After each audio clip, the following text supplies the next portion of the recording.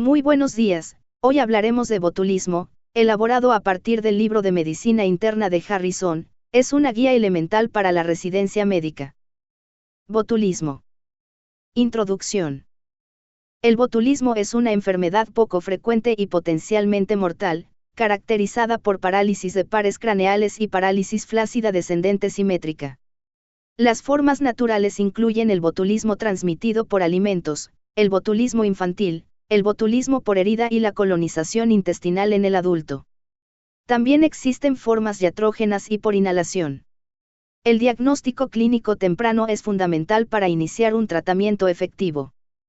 Etiología y patogenia. El botulismo es causado por neurotoxinas botulínicas, producidas principalmente por Clostridium botulinum y, con menor frecuencia, por algunas cepas de Clostridium butyricum y Clostridium baratii. Estos microorganismos son bacilos gram-positivos, anaerobios y formadores de esporas. Los serotipos de neurotoxinas botulínicas que causan enfermedad en seres humanos son A, B, e YF. Las esporas de Clostridium botulinum son ubicuas en el suelo, resistentes al calor y pueden sobrevivir a diversos métodos de conservación de alimentos. Cuando encuentran condiciones favorables, pueden germinar, multiplicarse y producir toxina en cantidades suficientes para causar enfermedad. Su resistencia térmica aumenta en medios con pH elevado y bajo contenido de sal. Las neurotoxinas botulínicas son sustancias extremadamente tóxicas. La gravedad de la enfermedad depende de la dosis, el serotipo y la vía de exposición. Todas actúan mediante un mecanismo similar, bloquean la neurotransmisión colinérgica en las terminaciones nerviosas, lo que impide la liberación de acetilcolina y produce parálisis flácida de los músculos voluntarios. Las neurotoxinas botulínicas son metaloproteasas formadas por una cadena ligera y una cadena pesada. La cadena pesada se une de forma específica a receptores neuronales y permite la entrada de la toxina a compartimientos endocíticos.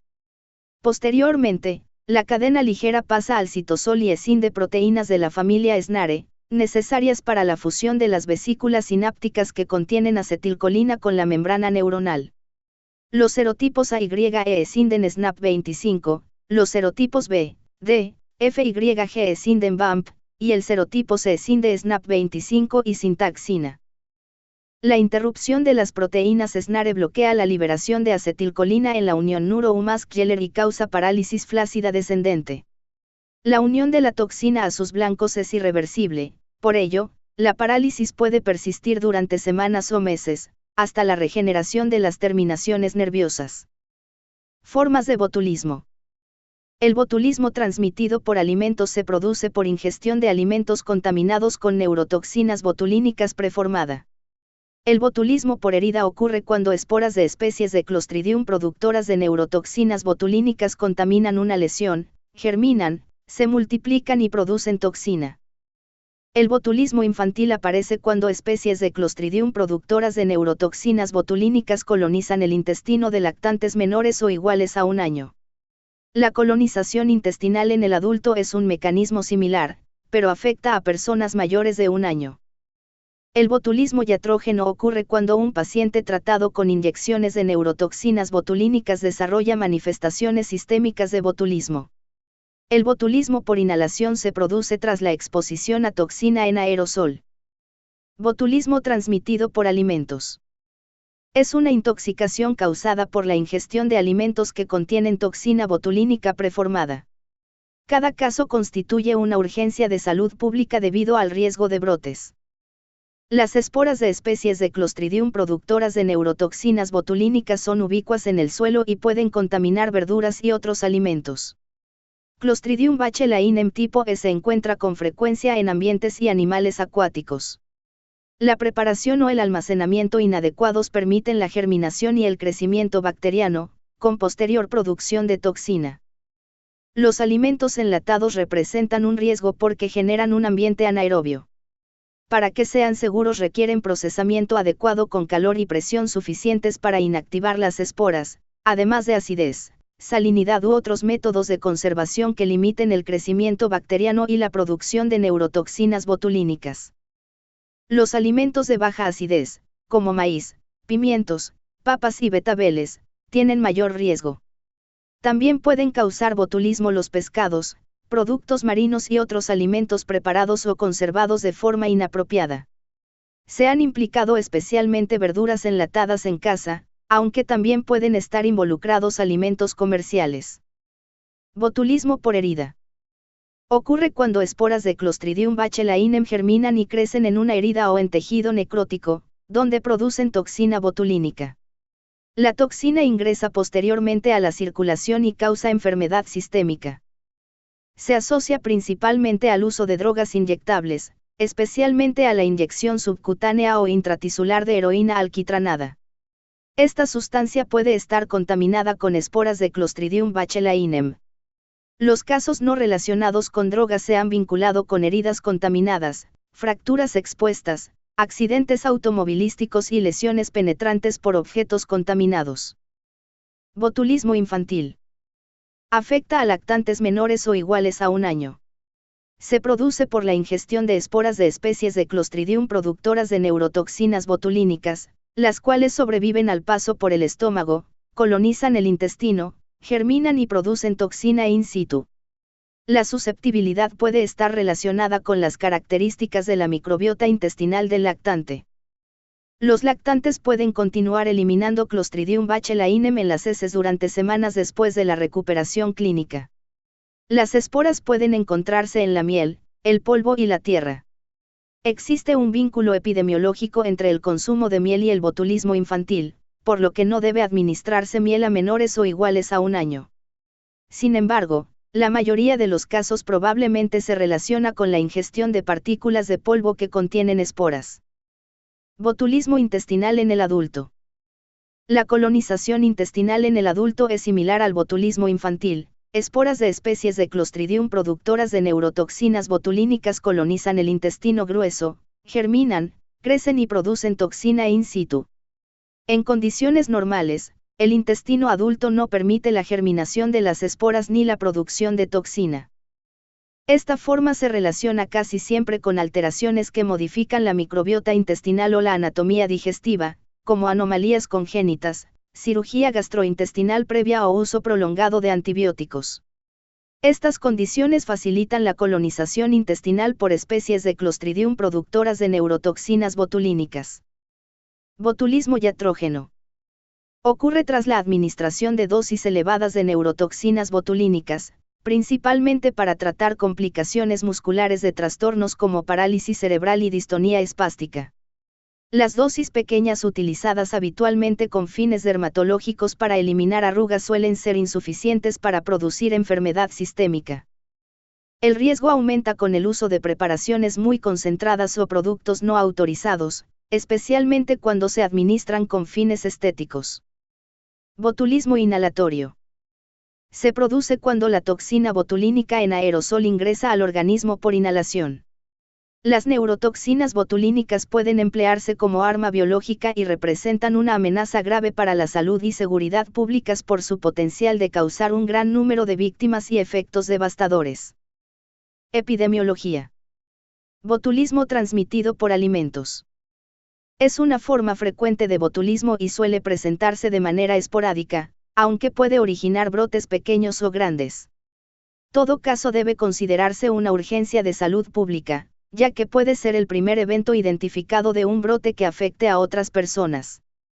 Los serotipos más implicados son A y E, seguidos por B y, con menor frecuencia, F. Los brotes por serotipo E suelen tener un periodo de incubación más corto. El serotipo A se asocia con mayor necesidad de ventilación mecánica, mientras que el serotipo B se relaciona con menor mortalidad. La mayoría de los casos se vincula con alimentos preparados, conservados o almacenados de forma inadecuada. Los principales alimentos implicados incluyen verduras enlatadas o encurtidas en casa, alimentos horneados en papel aluminio, carnes enlatadas artesanalmente, alimentos conservados en aceite, productos fermentados y algunos alimentos comerciales. También pueden estar relacionados pescados, productos marinos y alimentos tradicionales fermentados o conservados de forma inadecuada. Los alimentos comerciales suelen ser seguros cuando se aplican procesos adecuados de temperatura, presión, acidificación y conservantes que impiden la germinación de esporas, el crecimiento de especies de Clostridium productoras de neurotoxinas botulínicas y la síntesis de toxina. Sin embargo, pueden producirse casos cuando fallan los procedimientos de fabricación segura o cuando el alimento es almacenado o utilizado de forma inapropiada por distribuidores o consumidores. Botulismo por herida. Es una causa frecuente de botulismo y se asocia principalmente al consumo de drogas intravenosas, especialmente heroína alquitranada. La mayoría de los casos se debe a neurotoxinas botulínicas serotipo A y, con menor frecuencia, al serotipo B. Una proporción pequeña ocurre por lesiones traumáticas contaminadas. Botulismo infantil.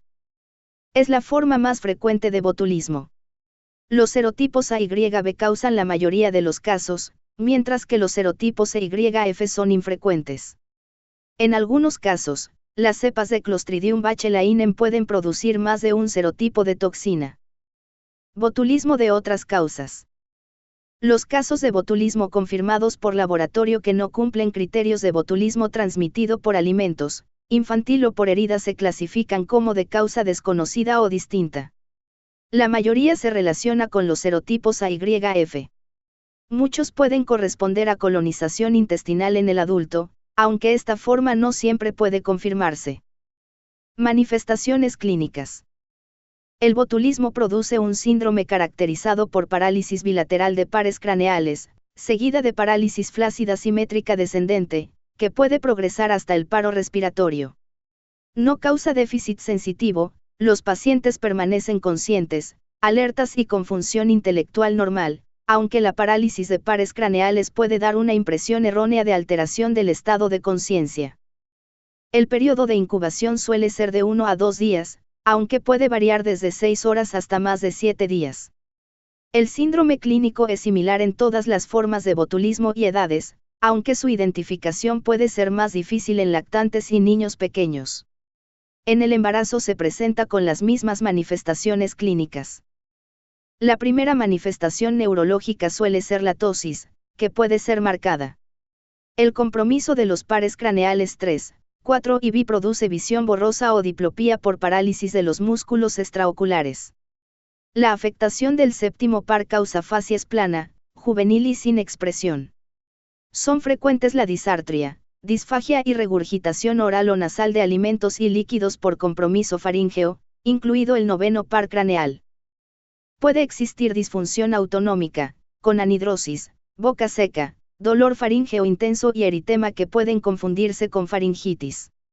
Algunos pacientes presentan dificultad para controlar secreciones bucales abundantes. La disfunción autonómica también puede provocar inestabilidad hemodinámica, por lo que requiere vigilancia. La parálisis de los músculos faríngeos puede ocasionar colapso de la vía respiratoria y paro respiratorio temprano.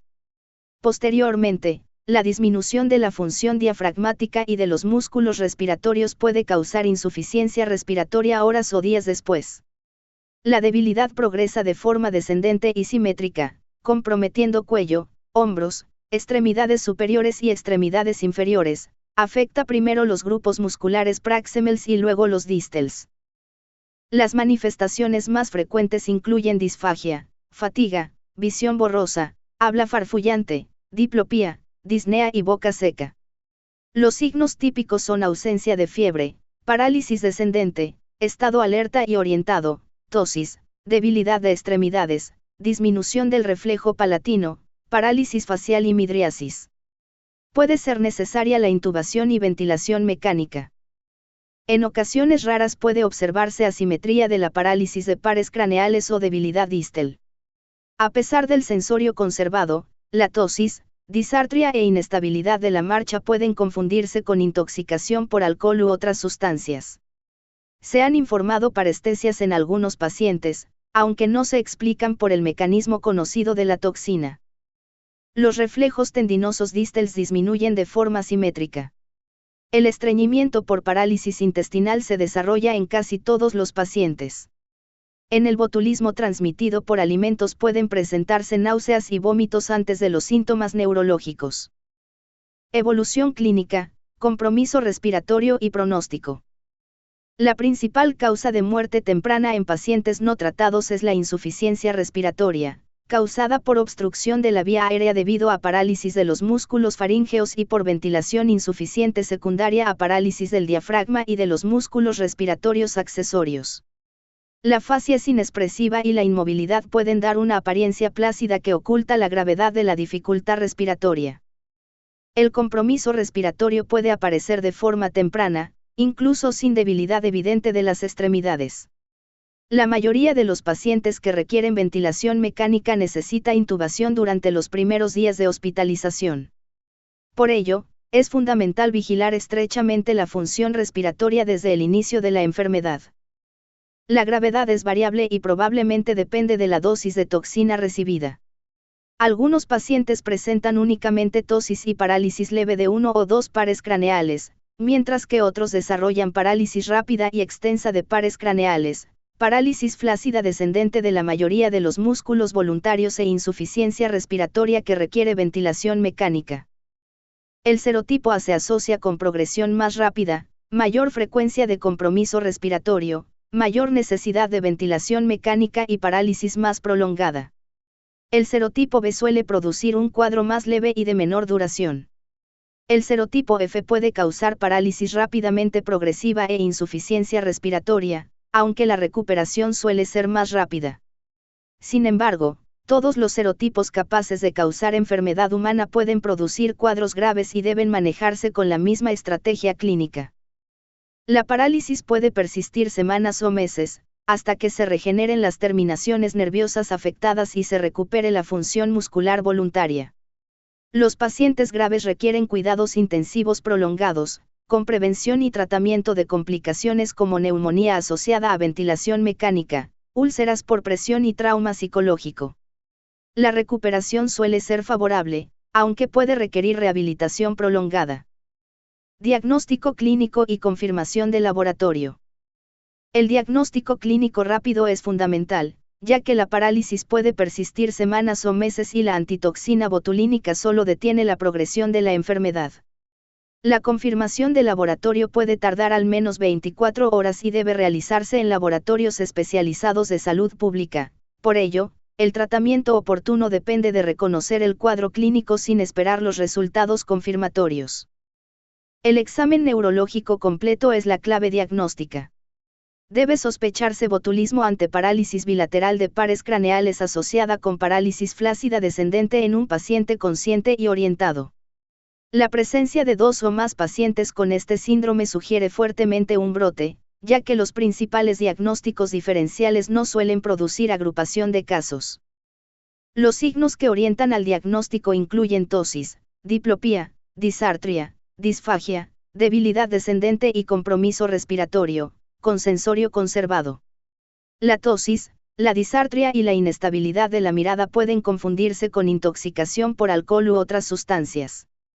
Asimismo, la progresión rápida con colapso faríngeo e insuficiencia respiratoria puede hacer que se priorice el manejo de la vía aérea y se retrase la evaluación neurológica.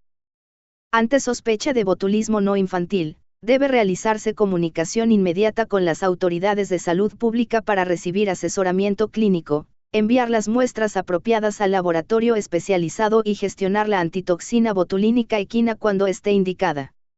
En el botulismo infantil, se requiere consulta inmediata con el programa especializado para orientar la toma de muestras y la provisión de antitoxina botulínica humana. Las pruebas sanguíneas habituales y las radiografías no son útiles para diagnosticar botulismo. El líquido cefalorraquídeo suele ser normal, especialmente la concentración de proteínas, aunque puede existir una elevación leve en pocos casos. Las imágenes cerebrales no muestran alteraciones por botulismo y pueden ayudar a descartar lesiones vasculares cerebrales. La prueba de hidrofonio puede ayudar a descartar miastenia grave. La electromiografía, realizada por personal experimentado, puede apoyar el diagnóstico al demostrar bloqueo de la unión neuro-muscular, conducción axónica normal y potenciación con estimulación repetitiva rápida de los músculos afectados. Diagnóstico diferencial. Ante parálisis bilateral de pares craneales asociada con parálisis flácida bilateral, deben considerarse como diagnósticos diferenciales principales el síndrome de Guillain-Barré, miastenia grave, síndrome de Lambert-Eaton y parálisis por garrapata. Otras posibilidades menos frecuentes incluyen intoxicación por tetrodotoxina, intoxicación por mariscos, parálisis relacionada con antimicrobianos y otras intoxicaciones. Una anamnesis y exploración física detalladas permiten orientar el diagnóstico. El síndrome de Guillain-Barré suele presentarse como parálisis ascendente y puede aparecer después de infecciones por Campylobacter jejuni, virus u otras bacterias. Su variante de Miller-Fischer se caracteriza por oftalmoplegia, ataxia y arreflexia, pudiendo simular las fases iniciales del botulismo. En el síndrome de Guillain-Barré, la proteína del líquido cefalorraquídeo suele elevarse, aunque este hallazgo puede aparecer días después del inicio de los síntomas. Por ello, un resultado inicial normal debe interpretarse según la evolución clínica y puede requerir repetición de la punción lumbar. La electromiografía puede mostrar hallazgos compatibles con Guillain-Barré y diferentes de los observados en botulismo. Una prueba de hidrofonio claramente positiva, con o sin autoanticuerpos, confirma miastenia grave, aunque pueden presentarse resultados limítrofes en pacientes con botulismo. El accidente cerebrovascular suele causar parálisis asimétrica y signos de motoneurona superior. Las imágenes cerebrales pueden ayudar a identificar los raros accidentes cerebrovasculares basilares con parálisis vulvar simétrica. El síndrome de Lambert-Eaton se caracteriza por debilidad proximal de extremidades en pacientes con cáncer avanzado. Confirmación de laboratorio.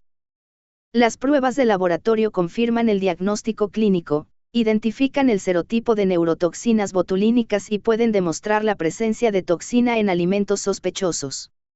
El botulismo se confirma al identificar neurotoxinas botulínicas en suero o heces, al aislar especies de Clostridium productoras de neurotoxinas botulínicas en muestras fecales o cultivos de heridas, o al detectar toxina botulínica preformada en alimentos consumidos por el paciente. El estándar de referencia para identificar y serotipificar neurotoxinas botulínicas en muestras clínicas o alimentarias es el bioensayo en ratón. Es un método sensible y específico, pero requiere el uso de animales. Los resultados pueden estar disponibles en aproximadamente 24 horas cuando hay cantidades suficientes de toxina, pero pueden tardar hasta 4 días con concentraciones bajas. La reacción en cadena de la polimerasa en tiempo real permite detectar genes BANT que codifican los serotipos AG.